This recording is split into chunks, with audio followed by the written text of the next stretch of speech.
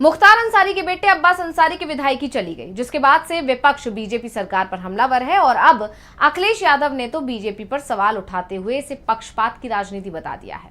तो आखिर क्या कुछ बोले हैं अखिलेश यादव, देखिए रिपोर्ट। समाजवादी पार्टी के अध्यक्ष अखिलेश यादव ने अब्बास अंसारी की सदस्यता रद्द होने पर बीजेपी को जमकर घेरा। उन्होंने आरोप लगा दिया कि सिर्फ समाजवादियों की ही सदस्यता रद्द होती है। इसके साथ ही उन्होंने कहा कि सरकार ने जानबूझकर अब्बास अंसारी की सदस्यता रद्द की है। अखिलेश यादव ने सरकार पर जबरदस्त हमला बोलते हुए कहा कि सरकार में बैठे लोग हमारे खिलाफ न जाने क्या क्या बोलते रहते हैं, उनकी सदस्यता तो नहीं जाती, सिर्फ समाजवादी नेताओं की ही सदस्यता रद्द की जा रही है। अखिलेश यादव ने बीजेपी सरकार पर न्यायपालिका पर कंट्रोल करने का भी आरोप लगा दिया। उन्होंने कहा कि ऐसा लगता है कि कुछ जजों को इसीलिए नियुक्त किया जा रहा है।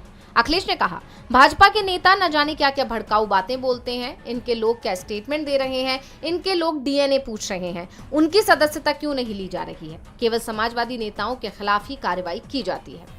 उन्होंने सवाल उठाया कि क्या ये न्याय सबके लिए एक समान है या जाति के आधार पर फैसले लिए जा रहे हैं। सपा अध्यक्ष ने न्यायपालिका की नियुक्तियों पर भी सवाल उठाते हुए कहा कि कुछ जजों की नियुक्ति जातिगत सोच के आधार पर की जा रही है, जो लोकतंत्र के लिए खतरनाक संकेत है। दरअसल मऊ से विधायक अब्बास अंसारी की विधायकी एक हेट स्पीच केस में दोषी ठहराए जाने के बाद समाप्त कर दी गई। खास बात ये रही कि इस कार्रवाई के लिए रविवार के दिन सचिवालय को खोला गया, जिससे राजनीतिक हलकों में इस कदम को लेकर सवाल खड़े हो रहे हैं। विधानसभा सचिवालय ने इस संबंध में चुनाव आयोग को भी सूचना भेज दी है। अब मऊ सीट पर उपचुनाव की प्रक्रिया शुरू होने की संभावना है। इसके बाद अखिलेश यादव ने लखनऊ में सपा मुख्यालय में मीडिया को संबोधित करते हुए सरकार पर जमकर हमला बोला।